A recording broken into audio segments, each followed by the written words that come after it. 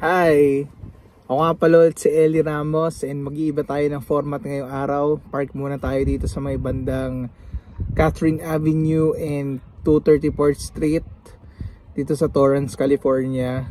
And dito muna ako mag-vlog. Ayoko mag-vlog habang nagmamaneho dahil baka mabangga ako. Bago ko lang kayo dito, ako nga pala si Eli Ramos.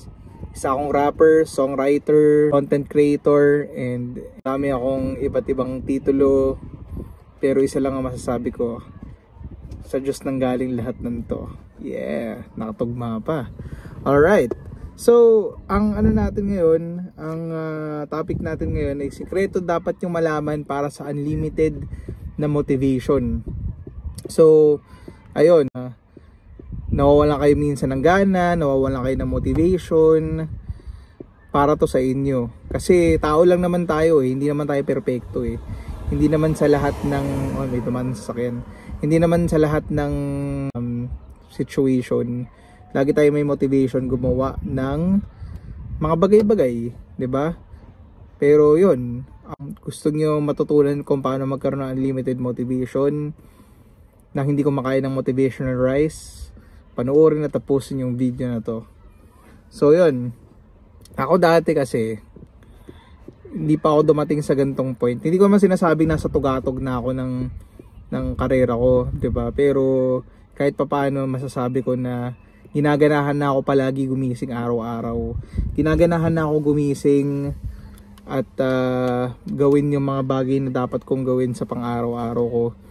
At saka 'yun, para magkaroon ng financial stability, magkaroon ako ng purpose sa buhay ko, 'yun.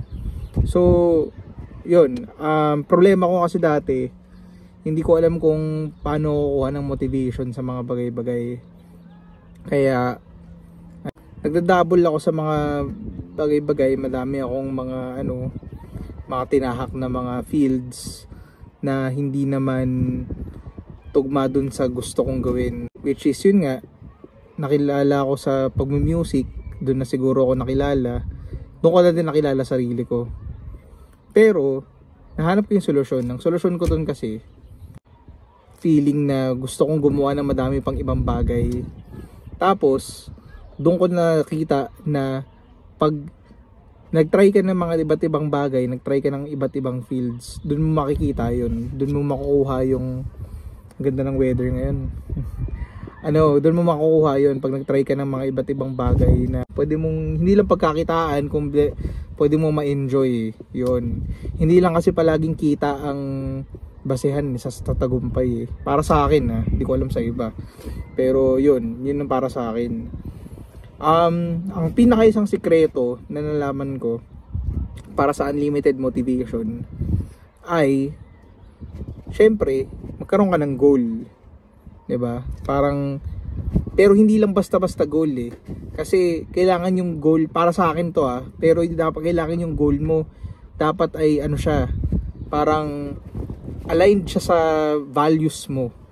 Okay?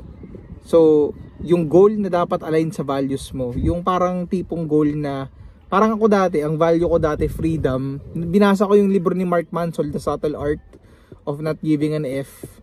So, yun yung orange na libro niya. Tapos doon ko nalaman tong na kailangan mo pala matutunan yung values mo.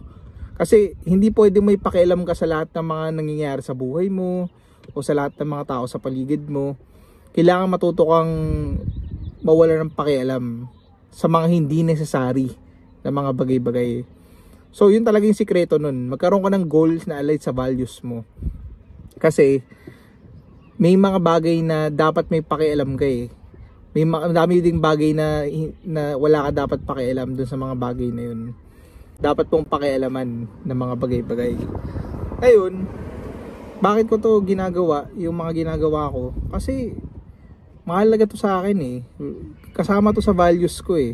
Ito yung, dati kasi ang value ko is freedom. Freedom dati yung value ko, na gusto kong magkaroon ng life of freedom, gusto kong magkaroon ng passive income. Tapos ganun, hindi ko sabing hindi tama yung value ng freedom, pero hindi naman pala yun talaga ako, hindi talaga ako yun. So ngayon, nag-iba yung values ko. Mas magandang naging value ko, naging responsibility. Kasi ang values kasi pwede magbago eh. So yun, responsibility. So, responsible ako sa mga inaano sa akin, mga blessing na napupunta sa akin. Responsible ako dun na pagkaingatan ko sila. So yun. So, ang kalaban kasi natin dito yung parang uncertainty. Hindi yung uncertainty na hindi mo alam kung ano mangyayari kasi parte naman yan ng buhay eh. Uncertain ka talaga sa buhay eh. Pero yung uncertainty na hindi ka clearly identified kung sino ka at kung para saan mo ginagawa yung mga ginagawa mo. Enjoy ako mag-vlog sa ganito, by the way. Ang sarap ng pakiramdam. Kaya yun. So, yun lang masasabi ko. So, join us sa community ng Pribilehio Music Artist Crew.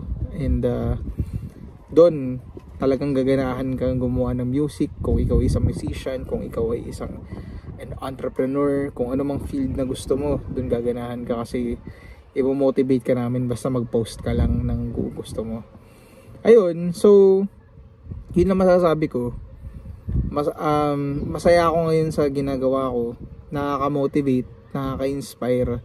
Yung araw-araw ko nagising, nagkakaroon ako ng purpose kasi alam ko anong value ko. Alam ko yung dapat kong pakialaman at hindi pakialaman. And yun, to end this video, gusto ko lang sabihin na yun, ang buhay talaga kasi talagang ganyan eh. Talagang hindi mo alam kung anong pwede mong gawin eh. At magagawa mo pa.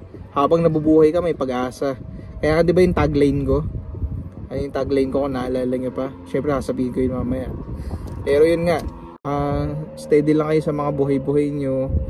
And I wish you well. God bless sa inyong lahat na mga nanonood dito. And ayun, gusto ko lang sabihin sa inyo na God has your back. Pray lang kayo. Tapos ayun, dati kasi nawawalan ako ng pag-asa. Pero ngayon, tingnan nyo, medyo nakukuha ko na yung pacing ko. Which is pwede naman ako ma-throw off dito, alam ko naman yun. Pero sana wag mangyari ulit. Nakukuha ko na yung maganda na yung aura ko ngayon, maganda na yung binubuga ng isip at puso ko. So yun lang. Yun lang sa ngayon. Dito muna magtatapos ang vlog. Ako nga pala si Eli Ramos na nagsasabing mabuhay sa mundo ay isang pribilehiyo time.